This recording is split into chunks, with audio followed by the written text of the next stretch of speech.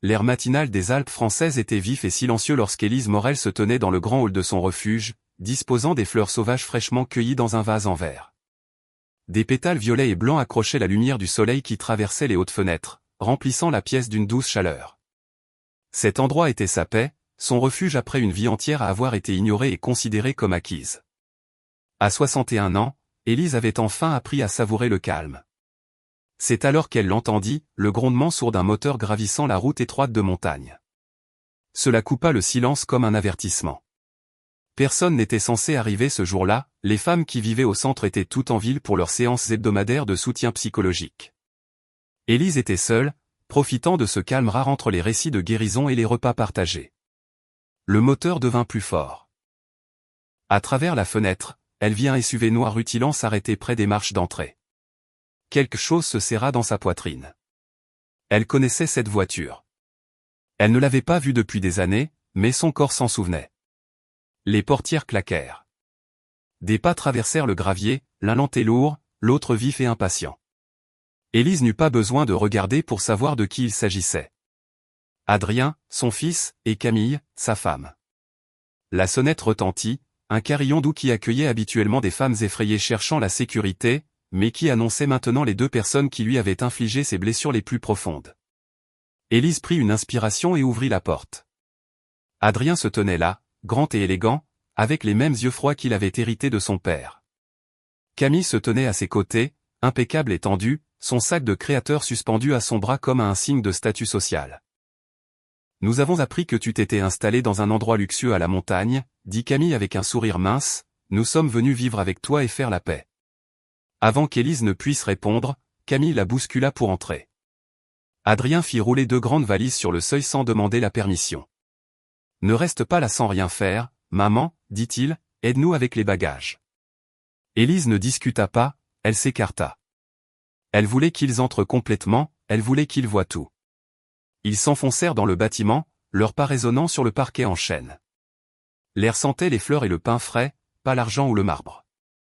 Lorsqu'ils atteignirent le hall principal, ils s'arrêtèrent net. Tous deux se figèrent. Leurs yeux se fixèrent sur le grand mur au fond de la pièce, couvert de dizaines de photographies encadrées. Ce n'étaient pas des portraits de famille, pas des souvenirs d'enfance, mais tout autre chose. Élise se tenait derrière eux, observant leurs visages changer. Et c'est là qu'elle comprit que tout allait éclater. Adrien et Camille fixaient le mur comme s'il n'avait aucun sens pour eux. Leur reflet apparaissait faiblement dans le verre des cadres. Pas une seule image ne montrait Adrien enfant. Pas une seule table de réveillon, aucun gâteau d'anniversaire ou portrait de famille souriant n'existait sur ce mur. Chaque visage appartenait à quelqu'un d'autre.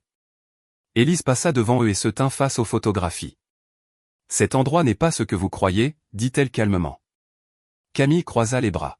« Alors qu'est-ce que c'est censé être, Élise? Un passe-temps? Une passade ?» Élise se tourna lentement vers eux. « Toute ma vie, les gens ont pensé que j'existais pour être utile, » dit-elle, « j'ai élevé un fils seul après un mariage difficile, j'ai enchaîné les gardes de nuit à l'hôpital, j'ai payé les factures et réglé les problèmes, et j'ai souri quand personne ne me demandait comment j'allais. » Adrien s'agita inconfortablement mais ne dit rien. « Quand tu as arrêté de me donner des nouvelles, » continua-t-elle, « quand chaque conversation ne tournait plus qu'autour de ce que tu avais besoin de moi, j'ai enfin compris quelque chose. J'avais passé des décennies à être forte pour des gens qui ne m'estimaient pas. Alors, je suis partie. Je ne suis pas venue dans les Alpes pour le luxe, je suis venue ici pour respirer. » Elle désigna d'un geste les larges fenêtres où les sapins et les sommets lointains remplissaient l'horizon. Ce n'est pas une résidence de vacances.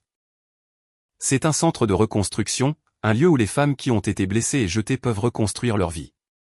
Camille éclata d'un rire sec.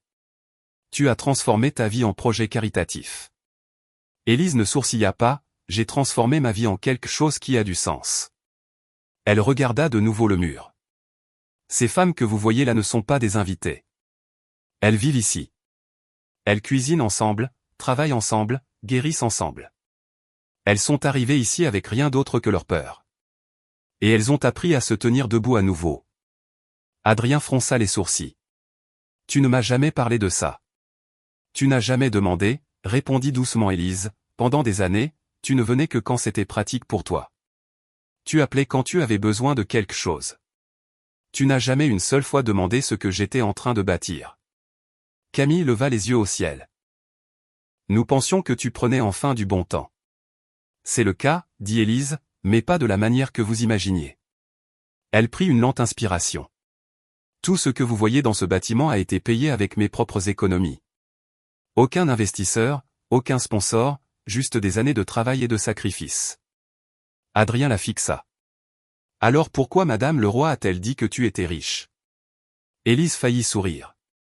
Parce que les gens confondent la paix avec l'argent. Elle se tourna de nouveau vers le mur. Et vous n'avez pas encore vu le plus important.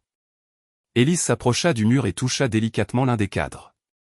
Ça, c'est Inès, dit-elle, elle est arrivée ici il y a 2 ans avec un bébé et nulle part où dormir. Sa famille l'a rejetée quand elle a refusé de retourner auprès de l'homme qui lui faisait du mal.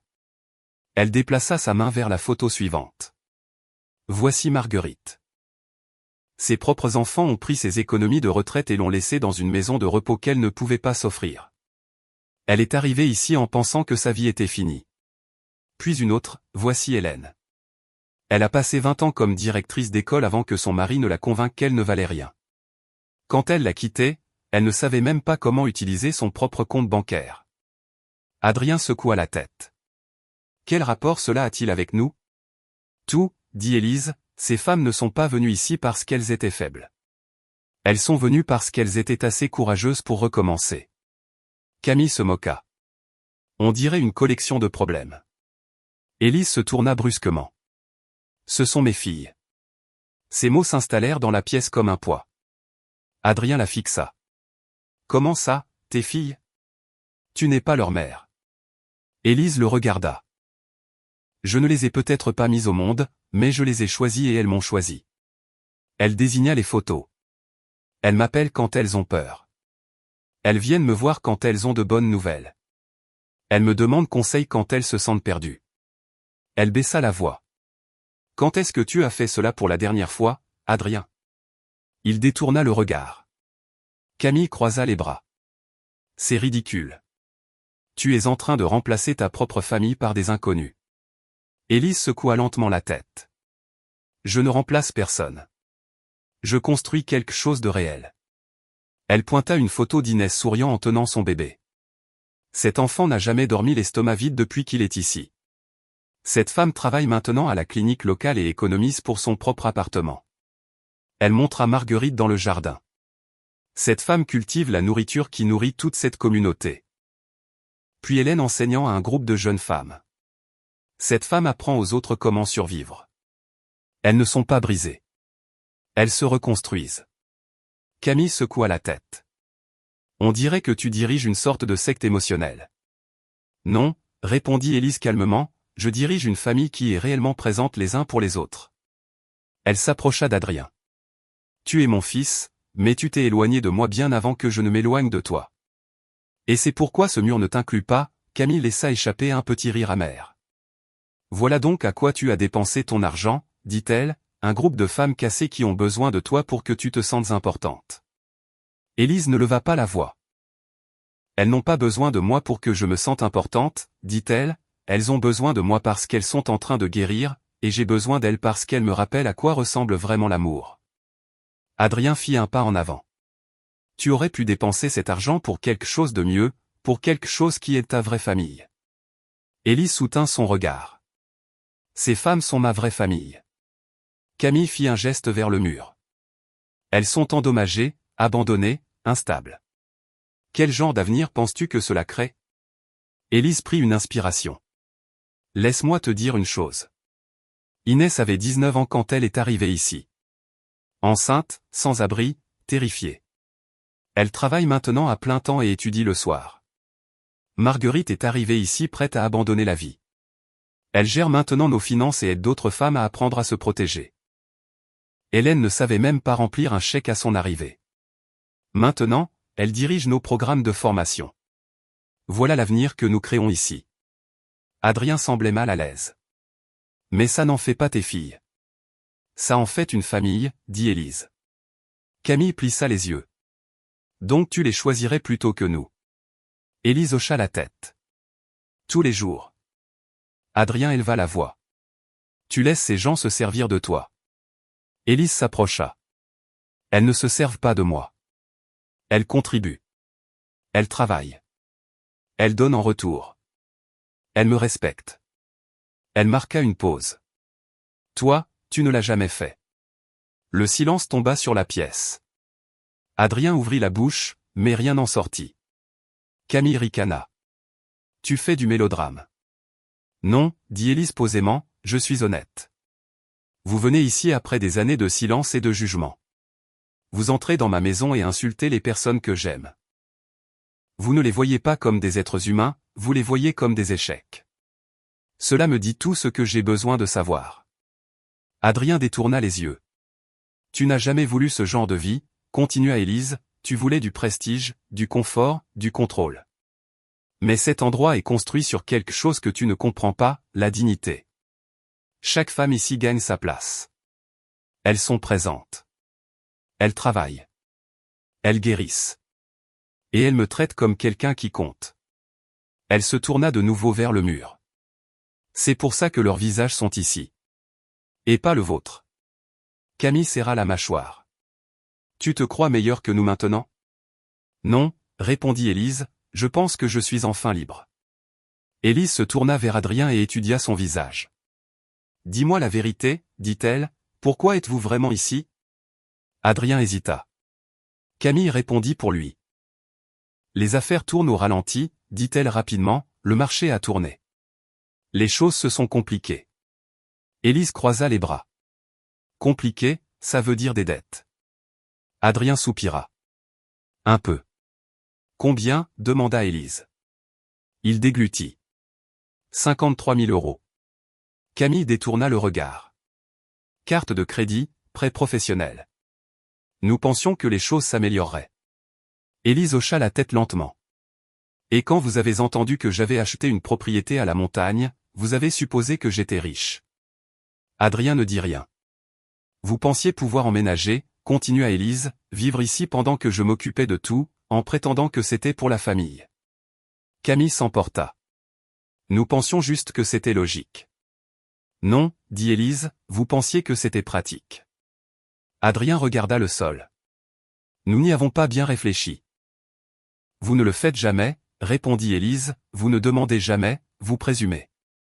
Elle prit une lente inspiration. Savez-vous ce que font les femmes ici quand elles ont besoin d'aide? Elles demandent. Elles n'arrivent pas avec des valises et des exigences. Elles n'entrent pas dans la vie de quelqu'un d'autre en exigeant de l'espace. Elles viennent avec honnêteté, je n'ai rien. J'ai peur. J'ai besoin d'aide. C'est ainsi que la guérison commence. Camille se moqua. Nous ne sommes pas comme elle.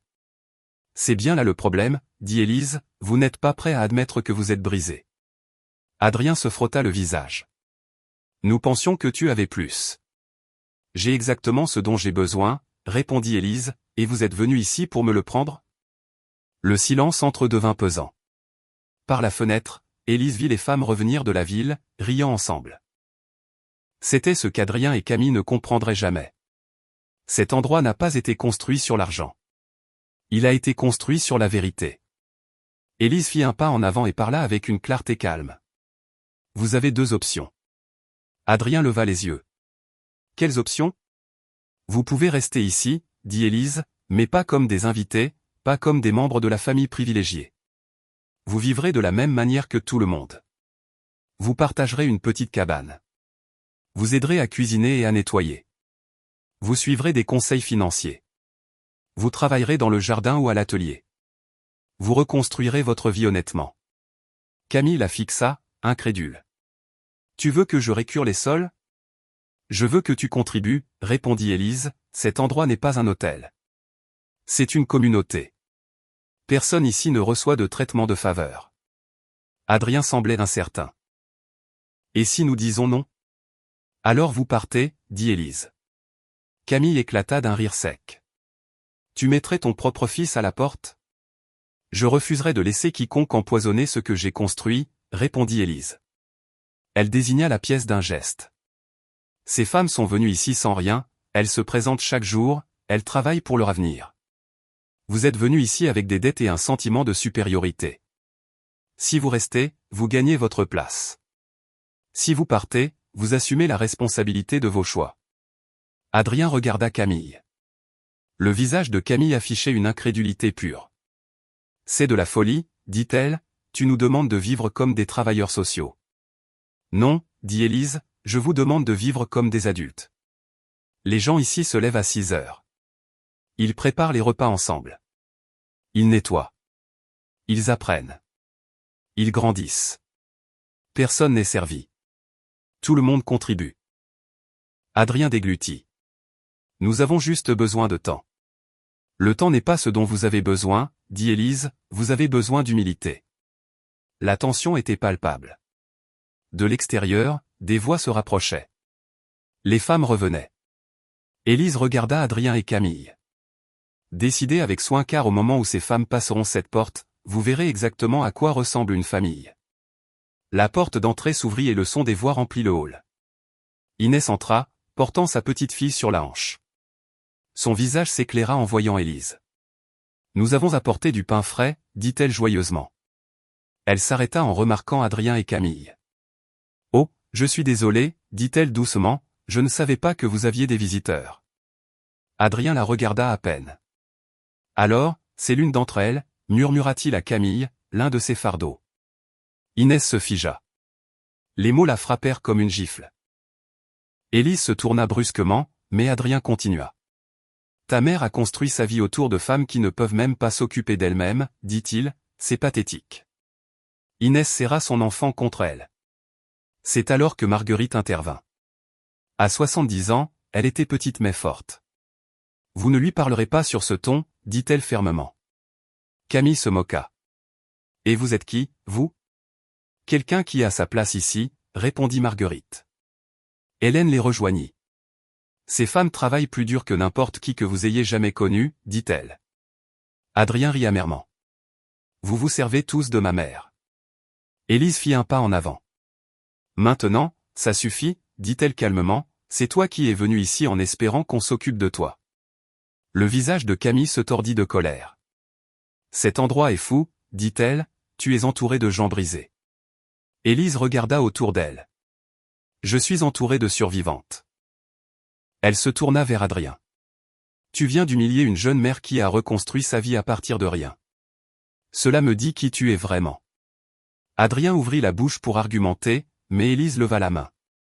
Assez. Sa voix était ferme. Vous m'avez montré tout ce que j'avais besoin de voir. Les femmes se tinrent à ses côtés, sans parler, sans bouger. Leur seule présence suffisait. C'est à ce moment-là qu'Adrien et Camille réalisèrent qu'ils n'avaient plus aucun contrôle. Élise regarda Adrien et Camille une dernière fois. Prenez vos bagages, dit-elle. Adrien cligna des yeux. Quoi? Tu m'as bien entendu, répondit Élise, partez maintenant. Camille rit nerveusement. Tu ne peux pas être sérieuse. Je le suis, dit Élise. Vous avez insulté les gens que j'aime. Vous êtes entré dans ma maison et l'avez traité comme quelque chose que vous pouviez prendre. Ça s'arrête ici. Adrien serra les poings. Tu les choisis plutôt que moi. Je choisis le respect, répondit Élise, je choisis la paix. Je choisis la famille qui m'a choisi en retour. Camille saisit son sac à main. Tu le regretteras. Élise secoua la tête. Non, j'ai enfin arrêté de regretter. Adrien fixa les femmes debout autour d'Élise. Tu penses qu'elles resteront, dit-il, elles te quitteront aussi. Élise sourit doucement. Elles sont déjà restées. Ils se tournèrent vers la porte. Le bruit de leurs valises roulant sur le sol résonna dans le hall. Quand la porte se referma derrière eux, la pièce sembla plus légère. Inès s'approcha d'Élise et lui prit la main. Marguerite et Hélène se placèrent à ses côtés. Personne ne cria de joie. Personne ne parla. Il n'en avait pas besoin. La tempête était passée et la famille était toujours là. 2 ans passèrent. Le refuge de montagne qu'Élise Morel avait construit de ses propres mains s'était développé au-delà de tout ce qu'elle avait imaginé. Il y avait maintenant 12 petites cabanes au lieu de 6. Les jardins s'étendaient sur le flanc de la colline, nourrissant non seulement les femmes qui vivaient là, mais aussi des familles du village voisin. Inès n'était plus la jeune mère effrayée arrivée sans rien, elle était désormais infirmière diplômée travaillant à la clinique locale. Sa fille courait dans l'herbe, riant sans peur. Marguerite gérait les finances, apprenant aux femmes à protéger leurs acquis. Hélène formait les nouvelles résidentes, leur montrant comment reconstruire leur confiance en soi. Un matin, Élise reçut un message. C'était Adrien. Il écrivait qu'il était en thérapie, que son mariage était terminé, qu'il comprenait enfin ce qu'il avait perdu. Élise le lut lentement. Puis elle le supprima, non par colère, mais par sérénité. Elle avait construit quelque chose que personne ne pourrait lui enlever. Une vraie famille. Plus tard ce jour-là, une jeune femme arriva avec un mot d'Inès. Il disait, « Dites à Élise Morel merci.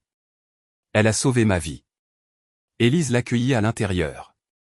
Le cycle continuait. La guérison créait la guérison. L'amour créait encore plus d'amour.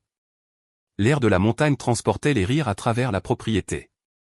Et Élise savait qu'elle avait gagné de la seule manière qui compte vraiment. Les gens pensent que la vengeance consiste à voir l'autre souffrir, mais la véritable vengeance est de construire une vie qu'ils ne peuvent jamais atteindre. Élise Morel a appris que la famille n'est pas seulement celle avec qui l'on partage son sang, c'est celle qui se tient à vos côtés quand vous êtes vulnérable, celle qui respecte vos limites, celle qui se présente sans chercher à prendre quelque chose. Adrien et Camille étaient venus chercher de l'argent et du contrôle, ils sont repartis sans rien. Élise est restée avec tout ce qui compte, une paix durable, un but, et des gens qui l'aiment pour ce qu'elle est. Si cette histoire vous a touché, c'est probablement parce qu'elle a réveillé quelque chose de vrai en vous, car beaucoup d'entre nous savent ce que l'on ressent quand on donne tout à des gens qui ne font que prendre.